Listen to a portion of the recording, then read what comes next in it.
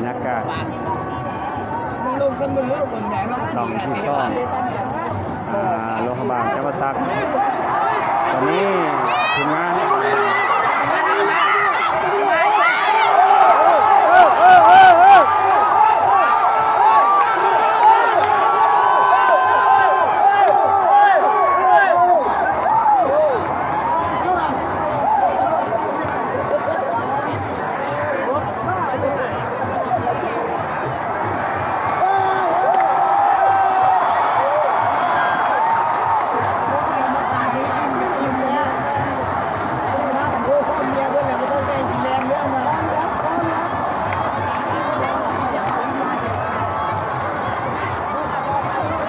คิกเดโต้ไปฟิคิกเนี่ยมาเรือเลย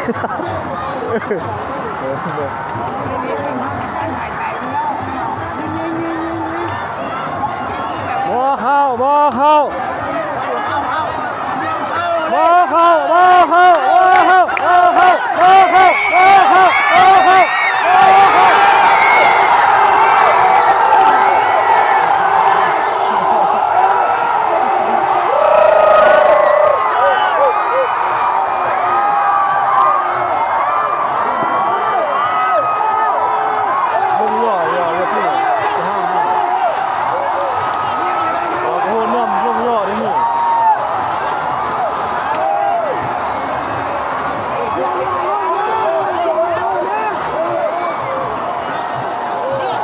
นู้นประตูตัวนู้นประตูแล้ว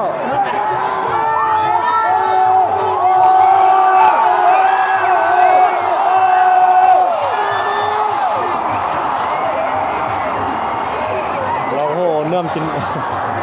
นมย่อยชาตินี่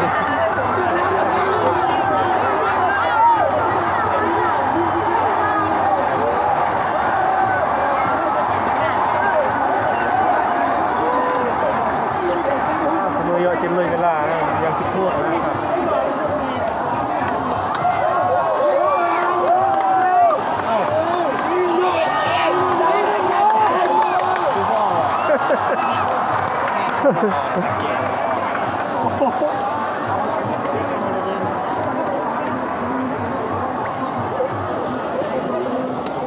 มาให้ได้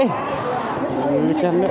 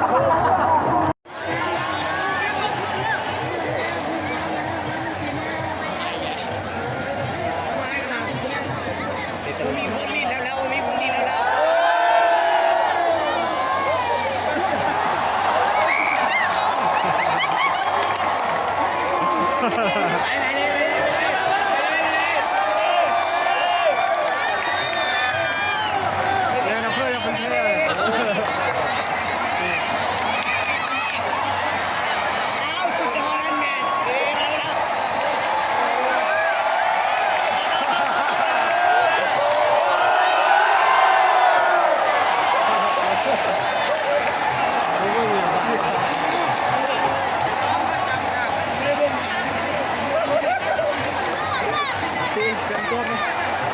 นี่ต่อไม่แล้วไม่แล้ว ลงมาบ้างสู้สู้ลงมาบ้างสู้สู้ลงมาบ้างสู้สู้ลงมาบ้างสู้สู้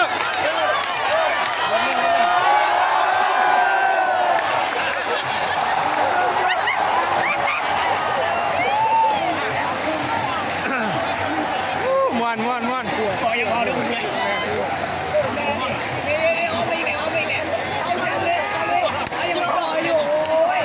โอ้ยลูกเนี่ยคนมีเตานี่ก็ขายในโรงงานเนี่ยโอ้ยโอ้ไปกันโอ้ยยิงเรา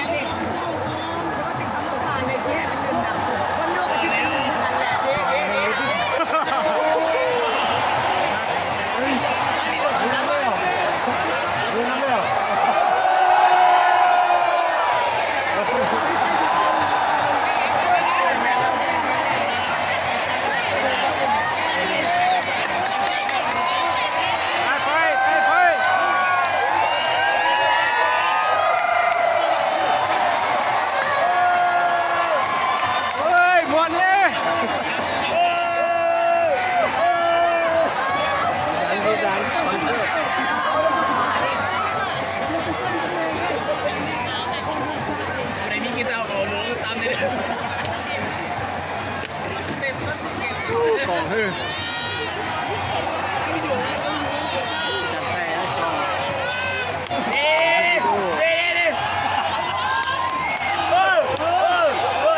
ฟ้าแล้วฟ้าแล้ว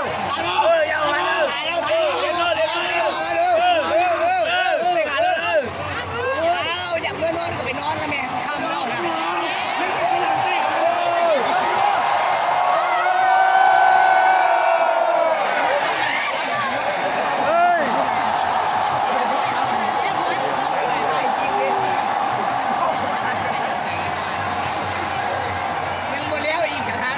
บอกอย่ามอดไฟด้วยว่าจะแม่เต้หมดแล้วเนาะ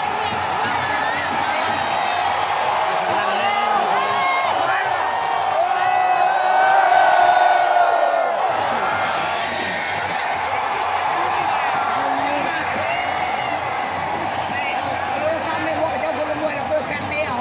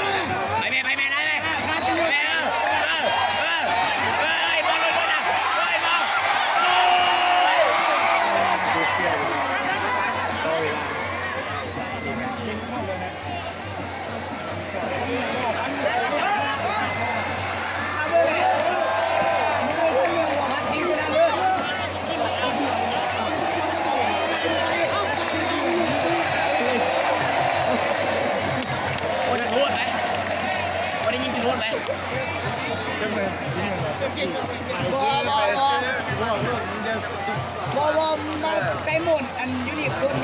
ม่อย่างเตะบาดคนแม่ครับแล้วเลยสองข้างเลยด้วยเนาะ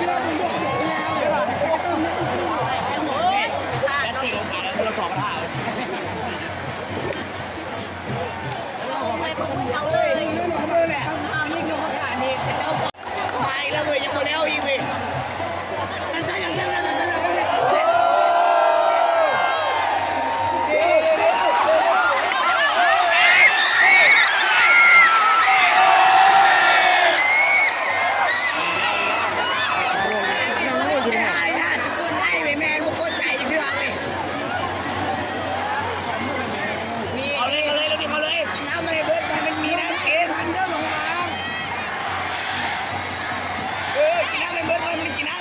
ำตอนมันกินนะครับน่ะล้างหำก่อนหำเปียก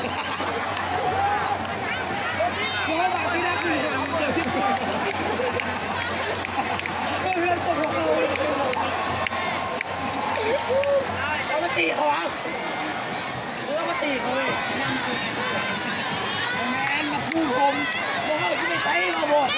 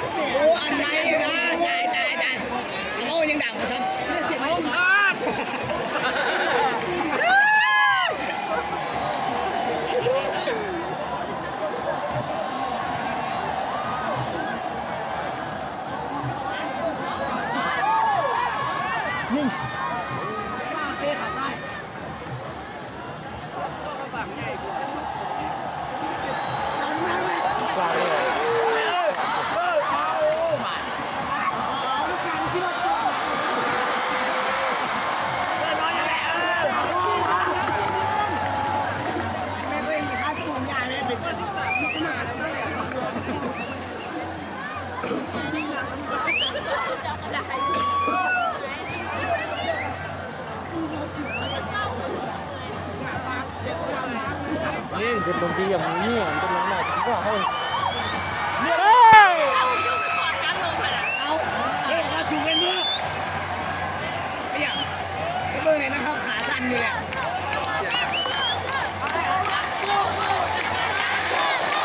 มาบางโซ่มาบางโซ่มาบางโซ่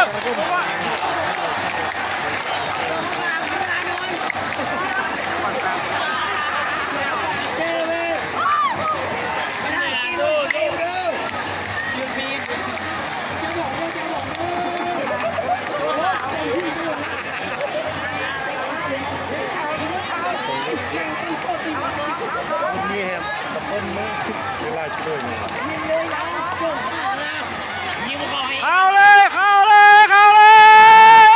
ย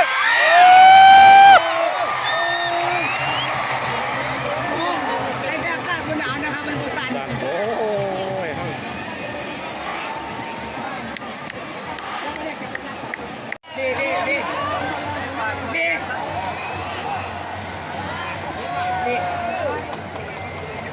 นี่กันมีดอ่ะ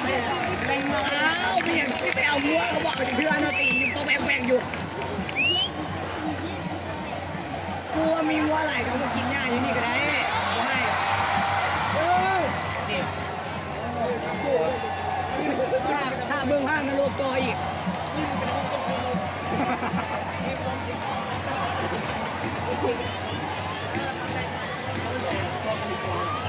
อะไรอ่ะ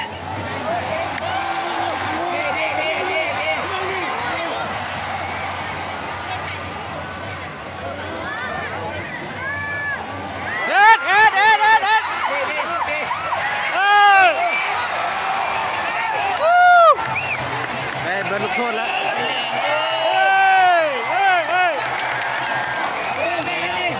แกกันจนขนาดย่าจะไม่ได้กินข้าวแรงเนาะแมนมือเนี้ยเมียไม่ผ่านแล้วนะ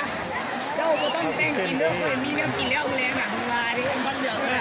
บ้านเหลืองก็ได้แหละ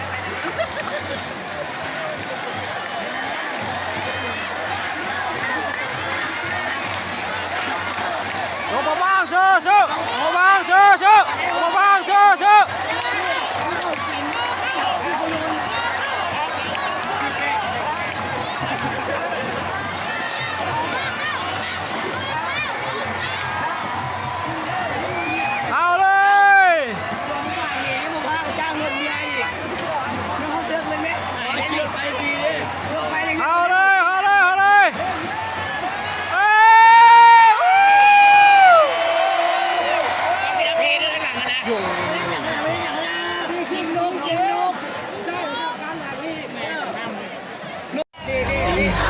อายคันเฮ็ดหยังทั้งที่รู้ว่าอายต้องแพ้ให้คันเฮ็ดหยังทั้งที่ใจของเจ้าก็หูคือปุกประตูหัวใจรับบ่ได้ตันไว้ ถ้าเบิ่งห้างกันโลกต่ออีก